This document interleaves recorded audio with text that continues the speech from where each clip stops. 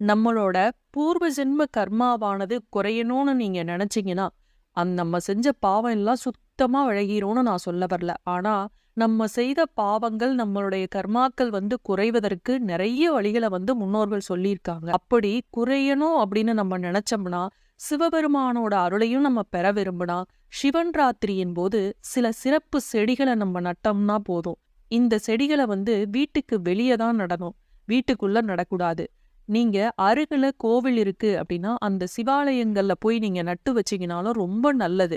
அதுக்கு நீங்க போறப்பல்லாம் உங்க கையால தண்ணி ஊத்தி அத தொட்டு வணங்கிட்டு வந்தீங்க அப்படின்னா, உங்களுடைய கர்ம வினைகள் அனைத்தும் குறையும்.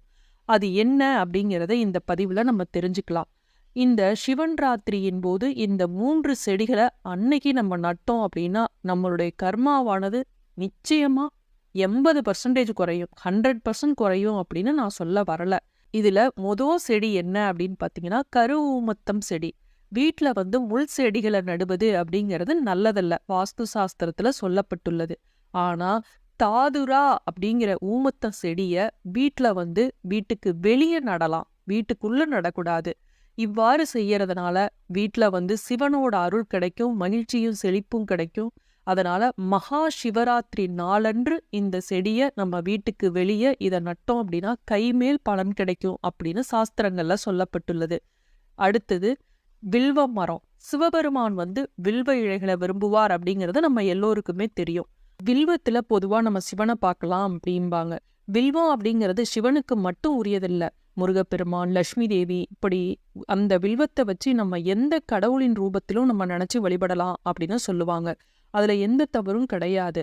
ஆனா இந்த வில்வத்தை நம்ம வீட்டுல வைக்கலாமா அப்படின்னு பாத்தீங்கன்னா, வீட்டுல அந்த அளவு நம்ம சுத்தபத்தமா அந்த வில்வத்தை பராமரிக்க முடியாது. அதனால வீட்டுக்குள்ள நம்ம வச்சுக்க வேணாம் அப்படின்னு சொல்றாங்க. சுத்தபத்தம் அப்படிங்கறதுல உங்களுக்கு புரிஞ்சிருக்கும். தீட்டு சமயங்கள்ல மட்டும் அந்த மரத்தை தொடக்கூடாதுன்னு இல்ல, நம்ம வீட்டுக்கு வரும் வெளியாட்களும் அந்த மரத்தை தொடக்கூடாது அப்படின்னு சாஸ்திரங்கள்ல சொல்லப்பட்டுள்ளது. குளிக்காம அந்த மரத்தை தொடக்கூடாது. இப்படி பல விஷயங்கள் அதுல இருக்கு. சுத்தங்கிற வார்த்தைக்குள்ள பல விஷயங்கள் அடங்கி இருக்கிறது நம்ம பெரும்பாலும் எல்லோருக்குமே தெரிஞ்சிருக்கும். இப்படிப்பட்ட உடல் சுத்தம், மன சுத்தம் இருக்கிறவங்க மட்டும்தான் அந்த மரத்தை வீட்டுக்கு வெளியே கூட நம்ம வளர்க்க முடியும். வீட்டுக்கு வெளியே கூட இல்லைன்னா நம்ம வளர்க்க கூடாது. இதை கோவில்ல உங்களால முடிஞ்சது அப்படின்னா நட்டு வச்சு அதை தாராளமா நீங்க தண்ணி ஊத்தி வளர்க்கலாம். பொதுவா வில்வ மரத்தை வீட்டுல வெளியே வைக்கிறீங்க, இல்ல வீட்டுக்குள்ள வைக்கிறீங்க, ரொம்ப சுத்தமா இருக்கும், எங்க வீட்டுல எந்த தீட்டும் இல்ல அப்படின்னு நினைக்கிறவங்க தென்மேற்கு பகுதியில, வடமேற்கு பகுதியில வைக்கிறது சிறப்பான ஒன்று.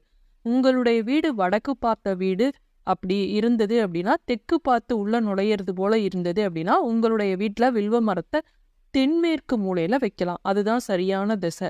உங்களுடைய வீட்டு வாசல் தெற்கு பார்த்தவாறு இருந்து வடக்கு பார்த்து உள்ள நுழையிற மாதிரி இருந்ததுன்னா வில்வ மரத்தை வடமேற்கு மூலையில வைக்கணும். எக்காரணத்தை கொண்டும் வடகிழக்கு மூலையிலையும் தென்கிழக்கு மூலையிலையும் இப்படிப்பட்ட பெரிய அளவிலான மரங்களை வளர்க்கக்கூடாது அப்படின்னு சாஸ்திரம் சொல்லுது. ஏன்னா சூரியன் உதயமாகும் போது அதனுடைய ஒளிக்கதிர்கள் 2 வகையான கதிர்வீச்சுகள் வடகிழக்கு பக்கத்திலையும் தென்கிழக்கு பக்கத்திலையும் அதிவேகமாக இருப்பதாக சொல்லப்படுது. அதனால ஈசானிய மூலையான வடகிழக்கு பகுதியில இப்படிப்பட்ட பெரிய மரங்களை வளர்க்காமல் இருக்கிறது வீட்டுக்கு நல்லது அப்படின்னு சொல்லப்பட்டுள்ளது. அடுத்தது வன்னி மரம். சிவபெருமானுக்கு வன்னி செடி அப்படிங்கிறது ரொம்ப பிடித்தது. மகாதேவன மகிழ்விக்கு பூஜையின் போது வன்னி இலைகளும் மலர்களும் அர்ப்பணிக்க வேண்டும் அப்படிங்கிறது சிவனோட விருப்பமாக சொல்லப்பட்டுள்ளது. இந்த வன்னி மரம் உங்க ஜாதகத்துல சனி தோஷம், சனியோட தாக்கம் இருந்தது அப்படின்னா நட்டு வைக்கணும் அப்படின்னு சொல்லுவாங்க.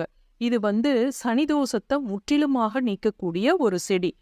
பொதுவா வன்னி மரத்தையும் வீடுகள்ல நடலாம் அப்படின்னு சொல்றாங்க. ஆனா ரொம்ப ரொம்ப சுத்தமாக இருக்க வேண்டும். இந்த மண்ணை நம்ம நட்டு வைக்கிறப்ப அந்த மண்ணு கூட அவ்வளவு சுத்தமானதாக இருக்கணும் அப்படின்னு சொல்லப்பட்டுள்ளது. தெற்கு திசை தான் வன்னி மரத்தை நடுறதுக்கு சரியான திசை. ஆனா இந்த பிரதோஷம் அன்று திருவோண நட்சத்திரத்துல வருது. திருவோண நட்சத்திரம் அப்படிங்கிறதுக்கு அதிபதி சனி பகவான். அதனால இந்த நாள்ல சிவனுக்கும் சனி பகவானுக்கும் உரிய இந்த வன்னி மரத்தை நட்டு வச்சோம் அப்படின்னா நம்மளுடைய பூர்வ ஜென்ம பாவம் அனைத்தும் குறையும் அப்படின்னு சொல்லப்பட்டுள்ளது. மீண்டும் அடுத்த காணொளியை சந்திக்கும் வரை நன்றி, வணக்கம்.